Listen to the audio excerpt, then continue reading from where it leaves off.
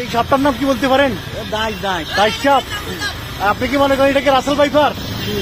Russell viper থেকে মনে হয় না। রাসেল অনেকে অনেক কথা বলতেছেন, আসলে পাঠাননগরের রাসেল ভাইপার পাওয়া গেছে, এটা অনেকে ধারণা করতেছেন। আসলে না, এটা রাসেল ভাইপার না, এটা আমাদের স্থানীয় ভাষায় বলা হয় এটাকে দাইশ সাপ। দেখেন এটা তার ফনা তুলছে, আমাদের এক ভাই এটা ধরেছেন। ভাই আপনার কি নাম? আমার নাম ইসলাম। ইসলাম ভাই ওনার বাড়ি পাঠাননগর।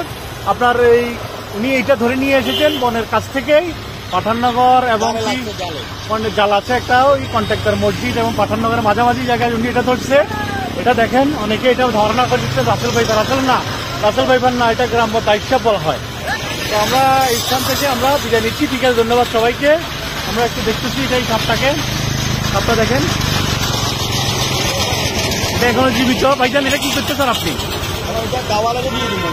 এটা আপনার গাওয়ালকে দিয়ে দেন, এটা মারিয়েন না। হ্যাঁ, এটা আমাদের প্রাকৃতিক সম্পদ, একজন প্রাকৃতিক সম্পদটা আপনি দিয়ে দিয়েন।